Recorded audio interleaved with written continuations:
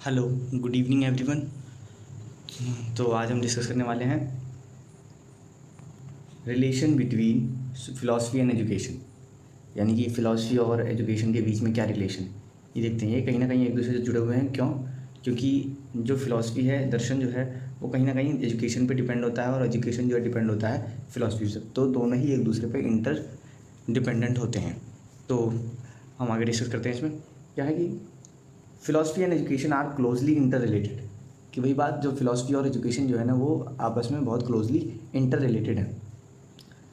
आगे कहता है इसमें कि education without philosophy is blind and philosophy without education is invalid. इसका मतलब ये हुआ कि भाई एजुकेशन जो है वो फ़िलासफ़ी के बिना ब्लाइंड है, यानी अंधा है, और ऐसे ही फ़िलासफ़ी जो है एजुकेशन के बिना इनवैलिड है, यानी उसकी कोई मान्यता नहीं है। Again, whenever philosophers have talked of the nature of reality, knowledge और values, they have thought in terms of education too. मतलब क्या होता है कि जब भी फिलोसफर्स जब बात करते हैं नेचर ऑफ रियलिटी की, नॉलेज की, वैल्यूज़ की, तो उनके दिमाग में एजुकेशन टर्म का ख्याल भी ज़रूर आता है। यानी कि जहाँ हम फ़िलासफ़ी की बात करते हैं, फ़िलासफ़ी में नेचर ऑफ रियलिटी आता है, नॉलेज आता है, वैल्यूज़ आते हैं, तो जाहिर सी बात है कि ये सारी की सारी जो टर्म है वो कहीं ना कहीं एजुकेशन का भी टर्म आता है। एजुकेशन के टर्म में भी ये चीज़ें आती हैं। तो आगे देखते हैं कि both of them are dividing developing human life. मतलब दोनों के दोनों क्या करते हैं? डेवलपिंग ह्यूमन लाइफ, यानी ह्यूमन लाइफ को डेवलप करते हैं। एजुकेशन भी जो है वो एक डेवलपमेंट का वो है, ह्यूमन का बहुत बड़ा सोर्स है। ऐसे ही फिलॉसफी भी क्या है कि डेवलपमेंट का सबसे बड़ा सोर्स माना जाता है ह्यूमन की लाइफ का। आगे, the relation between education and philosophy can be explain in following veg. अब जो रिलेशन है एजुकेशन और फिलॉसफी का, इनको एक्सप्लेन किया जा सकता है इन तीन टर्म के द्वारा। फर्स्ट टर्म क्या है कि both philosophy and education are inter related, यानी कि दोनों ही जो फिलॉसफी और एजुकेशन है, दोनों ही एक दूसरे से रिलेटेड है, इंटर रिलेटेड है। सेकेंड पॉइंट है कि philosophy is dependent on education. It means philosophy जो है वो डिपेंड है एजुकेशन पर, यानी एजुकेशन के जितने भी फीचर्स हैं या विशेषताएं हम कह सकते हैं, वो सभी चीज़ किस पे डिपेंड है? यानी फ़िलासफ़ी पर। तो फ़िलासफ़ी किस पर डिपेंड होती है? डायरेक्टली एजुकेशन पर। थर्ड पॉइंट इज़ कि education is dependent on philosophy. अब इसी का अपोजिट है कि एजुकेशन डिपेंडेंट। अब जैसे हमने ऊपर बात की थी यहाँ पर कि नेचर ऑफ रियलिटी, नॉलेज और वैल्यूज़, ये तीनों टर्म फ़िलासफ़ी के हैं, लेकिन जब भी हम इसके बारे में सोचते हैं तो एजुकेशन टर्म का हमारे दिमाग में ख्याल आता है। यानी कि फ़िलासफ़ी के जितने भी टर्म हैं वो किससे रिलेटेड है? एजुकेशन से। इसलिए एजुकेशन डिपेंड होता है फ़िलासफ़ी पर। तो ये कवर हो गया हमारा फ़िलासफ़ी और एजुकेशन में क्या रिलेशन था। अब हम आगे देखते हैं कि फ़िलासफ़ी के ब्रांचेस कौन कौन से थे। ब्रांचेस ऑफ फ़िलासफ़ी, इसमें के three main branches philosophy determine three important aspect of education. यानी कि फ़िलासफ़ी ने तीन मेन ब्रांच की बात की है और इसको एजुकेशन से जोड़ा है। तो क्या है? Three main branches of philosophy, metaphysics, epistemology, axiology, determine the important aspect of education. अब इसके अंदर तीन जो मेन ब्रांचेस थी वो कौन कौन सी? एक है मेटाफिज़िक्स, सेकेंड है epistemology and third is axiology. ये तीन है, और तीनों को determine the important aspect of education, और एजुकेशन के इंपॉर्टेंट एस्पेक्ट को इन्होंने डिटरमाइन किया है। अब इसमें फर्स्ट पढ़ते हैं हम मेटाफिज़िक्स इन एजुकेशन। अब इसके अंदर हम दोनों टर्म जानते हुए चलेंगे। एक है फर्स्टली क्या कि मेटाफिज़िक्स है क्या, एंड सेकेंडली क्या कि मेटाफिज़िक्स और एजुकेशन कैसे रिलेटेड हैं। तो मेटाफिज़िक्स जो है वो एक तरीके से फ़िलासफ़ी का पार्ट है, ब्रांच है फ़िलासफ़ी का, और उसको हम एजुकेशन के साथ जोड़ते हुए चलते हैं। तो इसमें क्या है कि metaphysics thinks over the real essence of thing it main problem are. मतलब क्या, मेटाफिजिक्स जो है वो रियल एसेंस थिंग, यानी कि एक रियलिटी पर बात करता है, और इसकी मेन प्रॉब्लम क्या है, यानी कि मेटाफिजिक्स के अंदर कौन कौन से क्वेश्चन जनरेट होते हैं, कि हम हमारे दिमाग में कौन से सवाल उठते हैं जिसके माध्यम से हम कह सकते हैं कि भाई वो मेटाफिजिक्स के अंतर्गत आता है। तो मेटाफिजिक्स के अंतर्गत ये सवाल आते हैं कि व्हाट इज़ रियलिटी, कि सच्चाई, यानी कि रियलिटी सच्चाई है क्या, सच्चाई, और व्हाट इज़ ट्रुथ, यही वही बात कि सच्चाई है क्या। आगे व्हाट इज़ फैक्ट, फैक्ट क्या है। व्हाट इज़ चेंज, चेंज क्या है। What is novelty and is there God. तो ये सारे सवाल उठकर आते हैं मेटाफिज़िक्स में। जब हम इन सवालों को खोजने की कोशिश करते हैं तो हम पाते हैं कि मेटाफिज़िक्स, ये सारे सवाल जो हैं वो मेटाफिज़िक्स के टर्म हैं। आगे है इसमें कि thus the subject matter of metaphysics include the self, the world and the God. इसमें क्या होता है कि इस प्रकार कि सब्जेक्ट मैटर ऑफ मेटाफिजिक्स, यानी कि जो भी सब्जेक्ट मैटर मेटाफिजिक्स के, ये सभी इंक्लूड होते हैं, यहाँ तक कि खुद भी इंक्लूड होता है metaphysics, the world and the God, और उसके अंदर पूरी दुनिया और गॉड को भी मेटाफिजिक्स में ऐड किया जाता है। मेटाफिजिक्स को अगर हम शॉर्ट टर्म में अगर बात करेंगे, शॉर्ट टर्म में समझने की, तो सीधा सीधा क्या होता है, मेटाफिजिक्स जो होता है वो है नेचर ऑफ रियलिटी। क्या? Nature of reality. Nature of reality, जब भी हम रियलिटी की बात करते हैं, सच्चाई की बात करते हैं, फैक्ट की बात करते हैं, तो ये सब टर्म किस में आते हैं, ये मेटाफिजिक्स के क्वेश्चन माने जाते हैं कि रियलिटी, अल्टीमेट रियलिटी आखिर है क्या, क्या गॉड एग्जिस्ट करता है या नहीं करता। ये सभी चीज़ें मेटाफिजिक्स के अंदर ये टर्म्स आते हैं। आगे समझा, this has a close bearing upon the aims and ideas of education.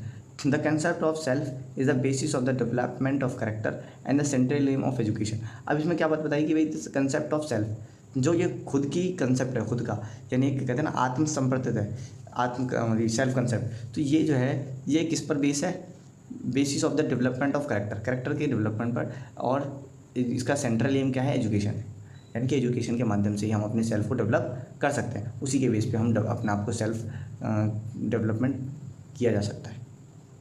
अब आगे देखते हैं हम, थोड़ा सा कन्फ्यूजिंग है, एक दो दफ़ा इसको रिवाइज करना पड़ेगा, उसके बाद ही चीज़ें आ पाएंगी। आगे क्या है इसमें,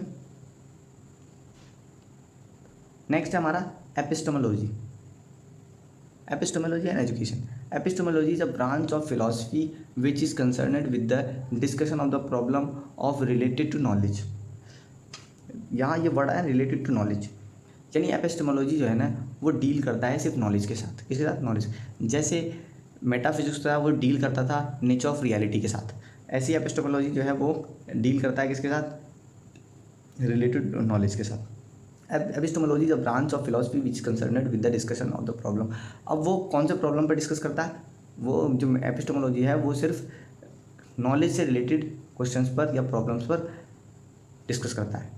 अब इसके अंदर कौन कौन से प्रॉब्लम्स है, it means problem are, what is knowledge, ज्ञान क्या है, how can we know that our knowledge is real knowledge of the object, what are the source of knowledge, यानी कि how can we know that are knowledge is real, हम कैसे जान सकते हैं कि हमारी जो नॉलेज है वो रियल है, या जो हमारे आसपास जो ऑब्जेक्ट है नॉलेज का वो हमारे पर रियल है, या सोर्स ऑफ नॉलेज हमारा क्या है।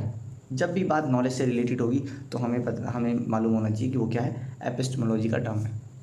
और जब भी बात होगी नेचर ऑफ रियलिटी की, जब रियलिटी की बात होगी कि रियलिटी क्या है या ट्रूथ क्या है या चेंज क्या है, तो ऐसी जब बात होगी तो वो मेटाफिजिक्स में का टर्म होगा। आगे देखते हैं, epistemology determine the method of teaching. Method of teaching depend on the epistemological belief. Epistemology tell us whether sense organs और mind is source of knowledge. इसमें क्या होता है कि epistemology determine the method of teaching. Epistemology जो है ना वो मेथड ऑफ टीचिंग बताता है। Method of teaching depend on the epistemological belief, और जो हमारे टीचिंग मेथड्स होते हैं वो सबके सब किस पे बिलीफ यानी किस पे विश्वास करते हैं, एपिस्टेमोलॉजिकल। यानी बात जब नॉलेज की आई है तो हमें पता होना चाहिए कि नॉलेज जो वो टीचिंग मेथड से रिलेट होगा, इसीलिए मेथड ऑफ टीचिंग वो किस पे डिपेंड करता है, एपिस्टेमोलॉजिकल बिलीफ पर। आगे epistemology tell us whether sense organs और mind is the source of knowledge. और एपिस्टेमोलॉजिकल ये भी पता लगाता है या फिर ये भी बताता है कि हमारे जो सेंस ऑर्गन्स है और माइंड है क्या वो हमारे लिए सोर्स ऑफ नॉलेज है या नहीं। नेक्स्ट देखते हैं हम इसे हम कहेंगे एक्सियोलॉजी। Axiology and education. अब अगर शॉर्ट टर्म में मैं बताऊँ तो एक्सियोलॉजी है क्या, जैसे हमने पढ़ा था कि मेटाफिजिक्स जो है वो डील करता है with the nature of reality. Nature of reality पर रियलिटी से जैसे क्वेश्चंस उठेंगे वो सब मेटाफिजिक्स के टर्म होंगे।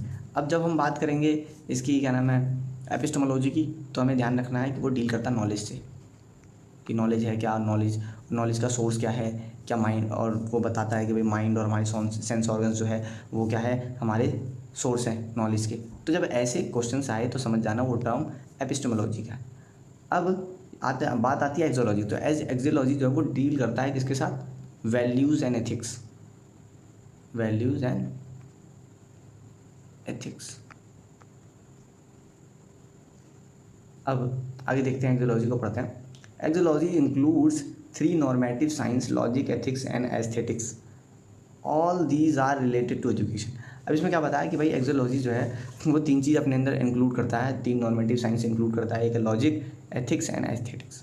लॉजिक यानी तर्क, एथिक्स यानी वैल्यूज़ वगैरह, और एस्थेटिक्स मतलब सौंदर्यता। ये 3 चीज़ अपने अंदर इंक्लूड करता है। All these are related to education. और क्या बताया कि ये तीनों के तीनों किससे जुड़े हुए हैं, किससे संबंधित हैं, एजुकेशन से। अब education is concerned with theory and practice. इसमें क्या होता है कि एजुकेशन जो है वो किसके द्वारा वो कंसर्नड है, थ्योरी और प्रैक्टिस के द्वारा। While the theory is arrived at by induction, the practice depend upon deduction. क्या बताया कि जो थ्योरी है वो आती है किससे, इंडक्शन यानी कि आगमन से। आगमन विधि, इंडक्शन और डिडक्शन मेथड्स पढ़े थे तो उससे ही रिलेटेड है कुछ। क्या है कि जो थ्योरी है वो इंडक्शन से आई हुई है, और जो प्रैक्टिस जो है वो डिपेंड करता है डिडक्शन पर।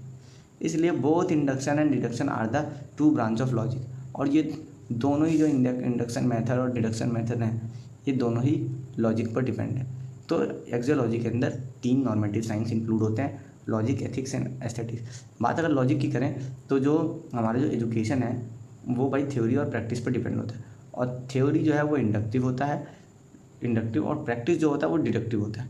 इसीलिए दोनों ही पार्ट किसके हैं, लॉजिक के। इसलिए हम कह सकते हैं कि भाई जो हमारा जो एजुकेशन है वो कहीं ना कहीं लॉजिक से जुड़ा हुआ है, यानी कि एक्सियोलॉजी से हम कह सकते हैं। अब नेक्स्ट क्या है, the aim of education is to realize all round development of the educand. अब क्या है कि द एम ऑफ एजुकेशन मतलब जो हमारा एम है एजुकेशन का वो यही है कि ऑल राउंड डेवलपमेंट हो, जो भी स्टूडेंट है एजुकेंड है उसके लिए ऑल राउंड डेवलपमेंट होना चाहिए एजुकेशन के माध्यम से।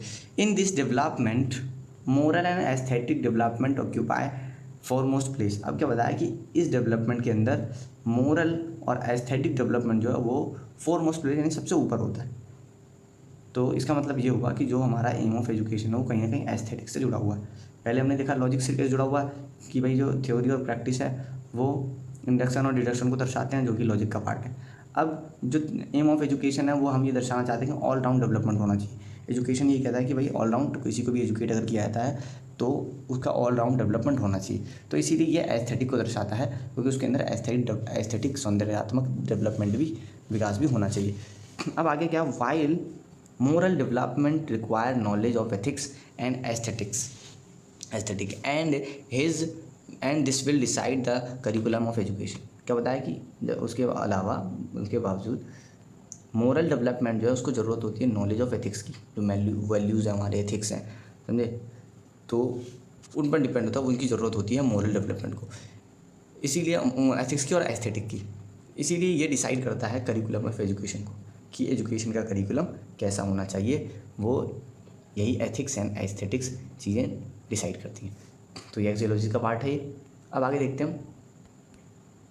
सो the curriculum is determined by axiology. तो यहाँ साफ साफ क्या बताई कि जो करिकुलम है वो सीधा सीधा किससे डिटरमाइन होता है, एक्सियोलॉजी से।